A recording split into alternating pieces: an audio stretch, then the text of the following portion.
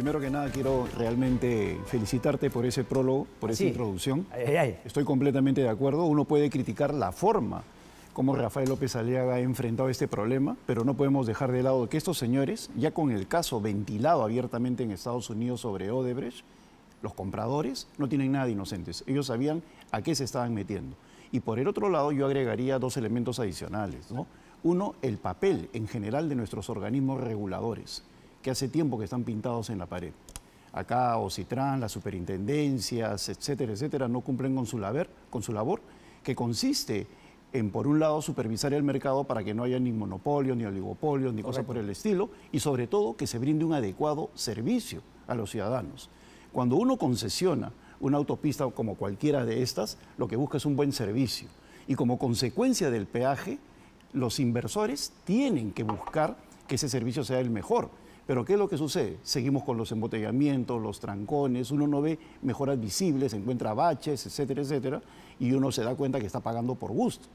Y por otro lado, no existe tampoco el componente político, ¿no? Es decir, un Congreso que realmente fiscalice y convoque a los organismos reguladores para que vean su trabajo. Correcto. Y hay antecedentes también adecuados en lo que se refiere a cómo se enfrenta a esto.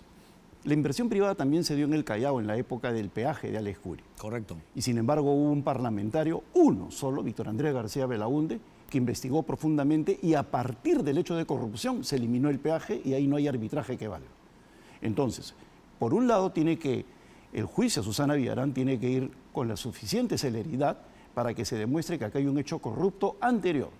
Y por lo tanto, la posición peruana, ya no de Rafael López Aliaga, sino la posición peruana, punto, sino que la gente lo personaliza en Rafael López Aliaga y claro, y nos olvidamos que detrás están otros y justamente esa es la importancia de las concesiones y de que vengan empresas que no quieran pues pasarse por santitos cuando no lo son. Claro, y como tú bien has dicho, ¿para qué está el due diligence, ¿no? La debida diligencia? O sea, ahí tienes que ver el macroentorno, la parte política, social, bueno, eso es lo que no la parte financiera. Eso es lo que no han querido mostrar, ¿no? Y yo diría, oye, si te vas a hacer acá la víctima de todo, con razón, porque claramente sí son actos de hostigamiento, algunos en los cuales ha caído, oye, demuéstrale a todo el mundo que tú compraste buena fe en señores, pero eso lo quieren ocultar y nadie se lo pide. Así es, cuando es un elemento clave, porque no hay empresa que para esta dimensión, no solamente por la complejidad de la obra, sino por el costo y el retorno, obviamente es obligatorio. No existe entidad financiera que avale un compromiso de esta naturaleza sin el debido análisis previo, ¿no? Correcto. La importancia entonces finalmente de cambiar la calidad de personas en el Congreso de la República y desde ese punto de vista, Juan Cheput, ¿cuál es el futuro político suyo? Mira, yo he tenido conversaciones con varios partidos y estoy muy agradecido por ello, pero ya por el tiempo y también por la evaluación que he hecho, ya estoy cerrando con uno, pero he quedado en que la oficialización, no quisiera anticiparme, puedo decir el nombre del partido, que es País para Todos. Bueno, si no lo puedo decir yo por ti, porque yo tengo el dato también, ¿no? Claro, no voy a dejar que estés en el programa sin decir finalmente con quién vas. Es el partido, pero la oficialización, los detalles finales, ya lo que significa la incorporación definitiva, lo tiene que dar obviamente Carlos y el liderazgo del partido, ¿no? País para Todos, ¿por qué finalmente has optado por esa agrupación? Sobre todo siendo, digamos, un partido joven, por ahí no tan armado, con tradición, pero claro, con una locomotora que puede finalmente jalar con fuerza, que es la propia candidatura de Carlos Álvarez. Mira, hay varias particularidades. En términos operativos es un partido que tiene presencia en todo el país y hay muchos ex militantes de Perú Posible. Perú Posible fue un partido que surgió a fines del siglo pasado, pero que dejó un gran capital político que hoy está presente en muchos partidos. Gran proporción de esos dirigentes, sobre todo juveniles del gobierno de Alejandro Toledo, hoy son parte a nivel nacional de País para Todos. Entonces yo creo que es una maquinaria política que ahí está dormida, esperando objetivos claros y contundentes como para empezar a activarse en esta lid electoral. El segundo punto tiene que ver, obviamente, con la posición ideológica, ¿no? La posición ideológica para mí gira alrededor de 3 puntos elementales, ¿no? Uno, defender la economía de mercado, obviamente, pero con un rol más activo del Estado. Eso es importantísimo, lo que te he hablado de los organismos reguladores. Ojalá. Otro, una derecha moderna, pues no como la derecha anacrónica que tenemos en estos momentos, una centro derecha que también cree en el medio ambiente, que también esté presente en aspectos vinculados al desenvolvimiento actual de la sociedad, ¿no? Las diversas manifestaciones que hay en la sociedad en estos momentos que tienen que ser aceptadas, entenderlas, ¿no? Y en tercer lugar, recuperar el papel promotor del Estado, no interventor, pero sí promotor en tres cosas fundamentales: seguridad, salud y educación. Cuando yo leo eso y veo la posición crítica de Carlos Álvarez, tal vez el único candidato que tiene una posición frontal contra este gobierno, pues yo creo que están ahí los elementos primordiales como para que yo me incorpore, ¿no? ¿Por qué? Y yo sigo obviamente, ¿no? Tus tweets, artículos, comentarios, participaciones, y tú eres muy crítico finalmente, ¿no? De este gobierno y de esta, ¿no? Alianza no tan negativa que se ha generado con el Congreso para finalmente dejar las cosas como están, políticamente hablando, sin tener en cuenta el riesgo que se podría venir en el 2026. Y claro, bajo ese status quo, hacer las cuchipandas que están haciendo justamente, y también sectores mercantilistas. Bueno, en primer lugar yo veo de que hay una complicidad. Yo estoy completamente en contra de eso. Hoy día sale la encuesta del Poder, ha sido difundida. Dicho sea de paso, hago un paréntesis para felicitarte por ser uno de los periodistas más influyentes. No me pongas en porque yo no creo en esos temas, bueno, me vas a generar un problema con los que sí creen en eso, yo no creo en eso. No, yo creo en todo tipo de encuestas porque soy ingeniero y matemático, entonces yo sí creo que las tendencias... Este es un sondeo en todo caso. Es un sondeo, en todo caso es un sector de la opinión que no podemos dejar de lado, pero en el ejercicio comparativo, es primera vez que yo no veo ningún opositor dentro de los 10 primeros. ¿No? Entonces, tú te das cuenta qué le está pasando al país. Si en estos momentos los candidatos... Es cierto, Dina creo que es Acuña y Keiko. Y así es, y Boluarte, pero no se puede decir que... Claro, la presidenta primera y luego estos dos que te digo. Así es, ¿no? Entonces, ¿cuándo se ha visto eso? Uno veía siempre, sobre todo en un año preelectoral o un año ya electoral, que es el año anterior a las elecciones, estamos tan solo a 6 meses de ella, tú ves de que se manifestaba ya la figura del sucesor, que era el capitán de la oposición. Alejandro Toledo tuvo un Alan García tuvo un Ollanta tenía ahí a Keiko como participantes por su posición de una franca crítica permanente y se convertían en los alter ego que luego asumían la presidencia, pero hoy día no tenemos eso.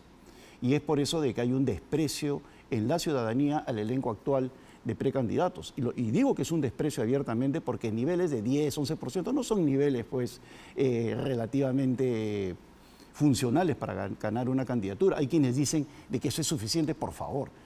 En 6 meses en el Perú puede pasar de todo. Correcto. Déjame hacer una pregunta puntual, porque un paréntesis, ¿no? Porque justamente ahora, cuando me comentaba mi hermano a quién iba a entrevistar, entonces le decía a Juan Cheput, me dijo, mira que a él me gusta, pero pucha, que cómo así estuvo un tiempo con César Acuña. Y le dije, ya no está con César Acuña, pero justamente, ¿qué balance haces de ese pase por César Acuña, teniendo en cuenta que, claro, justamente César Acuña, junto con Keiko Fujimori, es uno de los puntales hoy de esta complicidad entre Ejecutivo y Congreso? Claro. En primer lugar, yo tuve una cercanía con César y aún mantengo no tengo un contacto personal hace mucho tiempo, pero sí no tengo ninguna... Pero ¿crees que ese es el elenco estable del que te referías, que finalmente la gente está molesta por cómo se ha manejado el poder en estos últimos años? Yo me acerco a raíz de la campaña del 2016 y participé activamente en ello.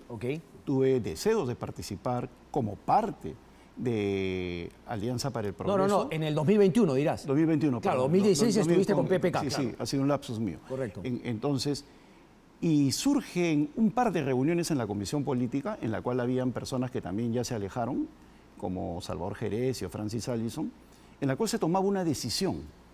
Y luego venía la cúpula, ¿no? Una cúpula en la cual obviamente estaba César y allegados a él, y cambiaban todo lo que se había discutido. Bastó una sola oportunidad para que yo diga yo no vengo acá, ni una vez más. O sea, no va a haber segunda ni tercera, ¿no? O sea, simplemente no. Si las decisiones políticas no sirven de nada, después de haber debatido, y habían presentes parlamentarios y todo ese tipo de personajes ligados a una comisión política, y luego se hace lo que se me da la gana porque hablé con Perico de los Palotes, no, eso no es política. Eso es cualquier cosa. Menos son palabras fuertes porque finalmente, digamos, quedan... no llego al detalle, pero claro, sí no llegas al detalle, pero quedan en offside los que justamente hoy están en APP, porque claro, yo no decir puedo que ellos ir en hacen contra. lo que diga Acuña. Otro de los elementos que yo he tomado en cuenta es de que yo no estoy de acuerdo con los partidos familiares y lo he venido criticando en los últimos años. Correcto. Yo nunca he sido un partido familiar, ¿no? Entonces, cuando me acerco pensé que habían cambiado las cosas. Y se notó mucho ese partido familiar con un, digamos, con un caudillo que hace... Es que se nota, mira, hay partidos familiares, Fuerza Popular, sí. Tenemos a José Luna, tenemos Somos Perú, tenemos Alianza para el Progreso. Es el caudillismo y el caudillismo familiar, o sea, un caudillismo con apellido, lo que más daño le hace al país.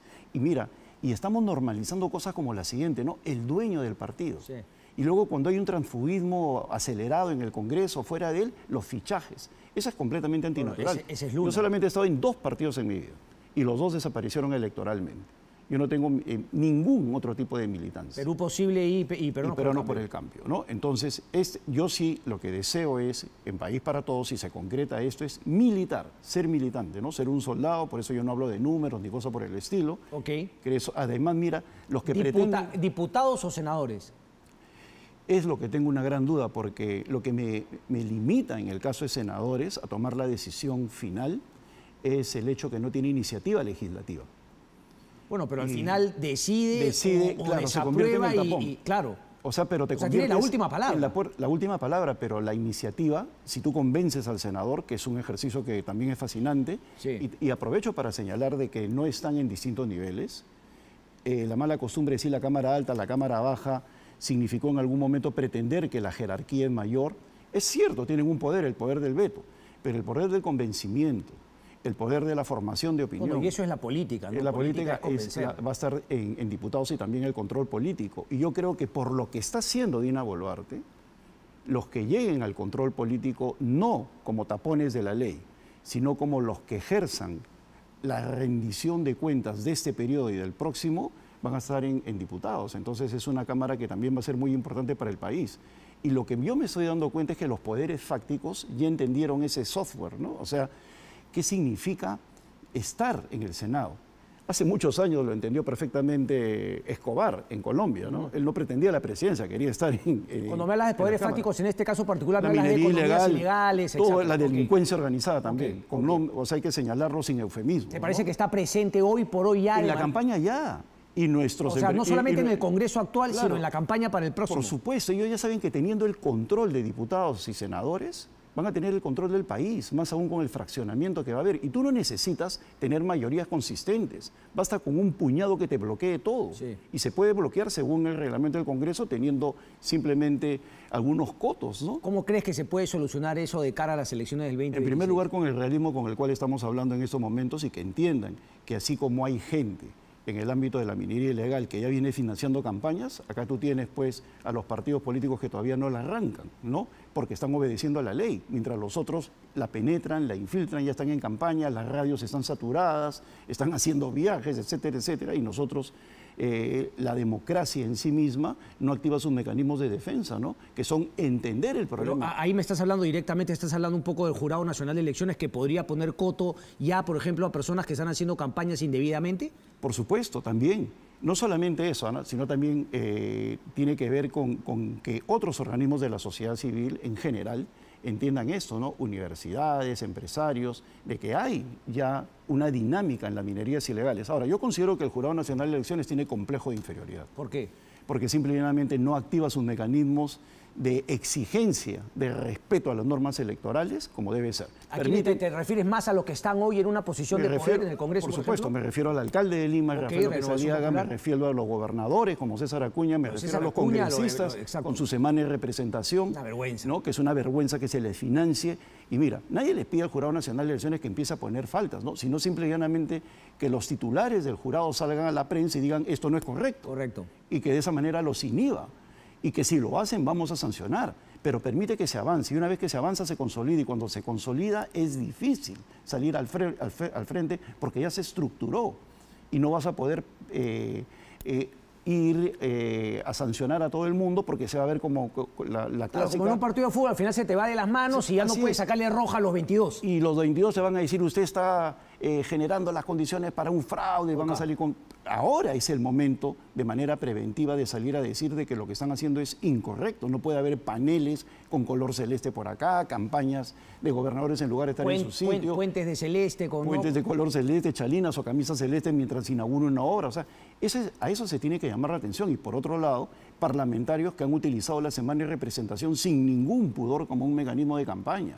Cuéntame una cosa, Juan, digamos, de los partidos que hoy hay una campaña que me parece bastante válida, ¿no? Más allá de que a veces también viene envuelta, ¿no? con otras cosas, pero digamos, no por estos no, se hablan finalmente de los que hoy han estado en el Congreso de la República y los partidos que nos han llevado a esta situación. ¿Hay alguno que por ahí se salve? ¿Crees que hay uno con el que todavía valdría la pena seguir trabajando en cuestiones políticas si es que eventualmente llegas al Senado o a la Cámara de Diputados? Yo creo que sí, mira, en todos los partidos hay gente honesta. Yo creo que el problema más que de partidos es del elenco político y es consecuencia de que no haya habido reelección. El elenco político actual es un desastre, pero en los partidos, te puedo poner ejemplos, ¿no? O sea, en partidos tradicionales hay gente que está fuera del Congreso, pero los que están fue... como diría Javier Vallerriestra, la chauchilla, pues, ¿no? O sea, lo que llegó porque los otros no pudieron postular. O sea, por ejemplo, unos niños de Acción Popular con la posibilidad de que ahora Víctor Andrés García Belaúnde postule o eventualmente llegue al Senado. Claro, un Víctor Andrés que va a tener una capacidad polémica interesantísima. Igual, en el caso del APRA veo a personas interesantes que están postulando en las primarias como Javier Velázquez y Jorge del Castillo. Pero, por ejemplo, Fuerza Popular que está con su elenco... Están con su elenco estable de alguna manera, ¿no? Bueno, ¿Qué te parece la conducta que han tenido ellos? Yo siempre he dicho que Keiko Fujimori ha estado mal rodeada, ¿no? Yo creo que a Keiko... ¿Ha estado o sigue mal rodeada? Sigue en algunos casos, o sea, le falta un Estado mayor que empiece a señalarle el camino, porque ella, mira, yo no estoy en contra de la perseverancia política, para mí es un atributo. O sea, quienes dicen no debe postular, bueno, ¿por qué no? Bueno, pero Juan, o sea, uno diría con la perseverancia, pero finalmente no, pero sea, que entienda, con cambios, con evolución, y creo que con correcciones. Confío en que está a tiempo de que genere, pues, una burocracia política más con vocación de poder. Yo he dicho, acá mismo en esta casa, en otro programa, ¿cómo se...? Con Mónica. No, con Pedro. Con Pedrito. He dicho que al fujimorismo, en el caso específico de Keiko, le falta vocación de poder. Porque si tuviera vocación de poder, no hubiera apostado por poner al ministro Pérez Reyes en economía. Es increíble, ¿no? Eso. ¿Te queda claro que Pérez Reyes es su cuota? Por supuesto, pues por favor. Gracias a Dios, finalmente nadie dice eso. No, yo lo he dicho cuando era ministro de Producción. Claro. Él no sale por el fujimorismo. Claro. ¿No? O sea, él está allí por eso y juegan en pared con la Comisión de Presupuesto en el Congreso. Tal cual. Es el no ministro para mí, porque es el prestigio que tenía economía, pues lo ha pulverizado por completo. ¿No? Pero es la cuota del fujimorismo, o sea, es el cogobierno del fujimorismo. Entonces, si tuviera vocación de poder... Pero es increíble, pregúntalo, porque claro, porque supone que si algo planteó la Constitución también en el 93 era ese orden económico, fiscal, ese tipo de cosas que Fuerza Popular se ha encargado de dinamitar con Pérez Reyes, con su cuota de poder, pero también con esos cambios de a poquitos que le ha venido haciendo la Constitución. Mira, y ahí viene mi crítica, y acá viene mi crítica a la encuesta del poder. ¿Cómo va a ser poderoso un señor al cual le pasan el tractor todos los días? Pues, ¿no? ¿Cuál es el criterio de poder de aquellas personas que votan? ¿A quién te estás refiriendo? A Pérez Reyes. Lo ponen como el hombre más poderoso. ¿Poderoso de qué? ¿No está haciendo el ridículo hace poco con el tema de las AFP? Pero me estás hablando del sondeo de estoy criticando Semana Económica, pues. O sea, ¿cuál es el criterio? Pero no hay que hacerle caso de nada. No, por eso te digo. No, por un lado yo creo que es una buena tendencia, pero hay que interpretarlo. Y yo creo que ahí el problema es la N. Es decir, quiénes son los que votan. O sea, hay que ver... En México, por ejemplo, mira, en Colombia... Cuando se trata de encuestas de este tipo, ponen, y hemos entrevistado estas 120 personas. Exactamente, pero entonces habría que ver, o sea, si están investigando, ya no quiero tener a persona, pero si están, preguntándole a la gente de Afín, te va a decir Pérez Reyes, pues felices, porque le saca todas las leyes y les da todas las partidas. En México y en Colombia ponen la N, ¿no? Entonces, ¿por qué? Porque igual... se llaman entre amigos, oye, te llamaron, entonces pom, y aparece gente que tú dices, ¿cómo aparece este como influyente? O sea, pero ahí viene, ¿no? Es la tendencia que tenemos que ver de ese sector, por eso te dije, sesgado, al fin y al cabo, pero es una... Y además, si aparece gente como Cristian Fubal, es porque no puedes ocultarlo, ¿me entiendes? Entonces, ese es el análisis. Pero en lo que se refiere al defecto, ¿Cuál es el mecanismo? ¿Cómo puede ser poderoso Santibáñez?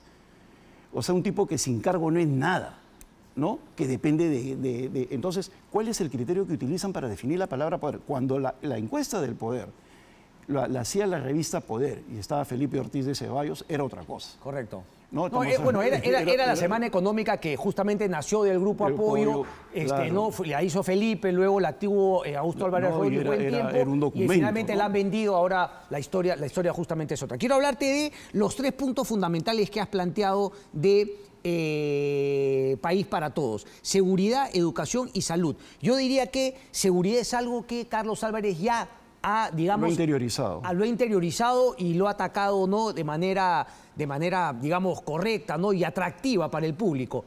Educación y salud, Juan. Ya imagino que con tu experiencia tú también te vas a convertir de alguna manera en, digamos, ¿no? una voz que escucharán para hacer los planteamientos, el plan de gobierno, etcétera.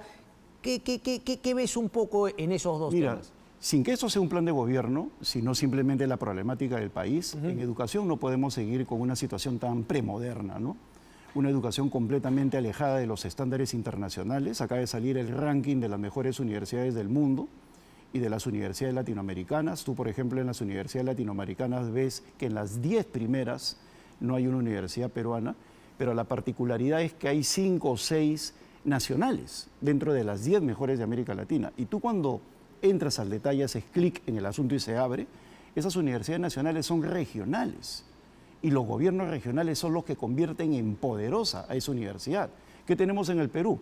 Un Congreso que le echa agua al caldo, que en lugar de fortalecer las actuales universidades, crea 22 más y se vienen muchas más según informes periodísticos, es decir, un desastre. Y no existe un ministro de Economía con el nivel suficiente ni el temperamento suficiente para ir a la Comisión de Educación del Congreso y decir, ustedes están contribuyendo a un desastre nacional. Tal cual. Entonces, tenemos ministros de juguete que tienen una lógica de decir, una vez que salga el documento, una vez que salga la ley, vamos a ver si es buena o no. Cuando la función de un ministro es desactivar las bombas de tiempo, ir a la comisión, ir a los medios, decir están haciendo un desastre y no permitir que Valdemar Cerrón haga lo que se le da la gana. Que es otro de los errores de APP y de Fuerza Popular, sentarse con Perú Libre en la mesa, ¿no? Ser el monstruo del comunismo. Escuchaba hace rato a Pedro, sí, a Pedrito Tenorio hablar de Cerrón contigo, ¿no? Sí, el diálogo. Un aniversario mañana, cumple 2 años. 2 años, ¿no? Y los reportes periodísticos se han olvidado lo que decía el general Jorge Angulo hace 2 años.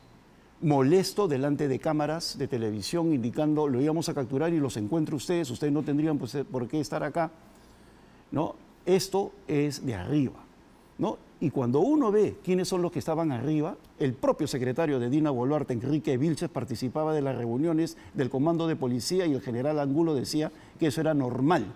Y nadie le hizo caso y Vladimir Cerrón sigue libre. No te queda duda que que no está prófugo, sino está protegido. Protegido. Cambian a un buen ministro, Vicente Romero, sí, por tonterías, que en pared, y lo sacan al general Angulo. ¿Para qué? Para que los que vienen a continuación lo protejan. Así de simple. Entonces, tenemos una situación... ¿Te queda claro que no lo van a agarrar hasta después finalmente de las elecciones o que finalmente el Poder Judicial le dé...? Claro, y está acá en el Perú, porque si estuviera en el extranjero ya lo hubieran capturado a otra policía, ¿no? O sea, claro, el señor está acá.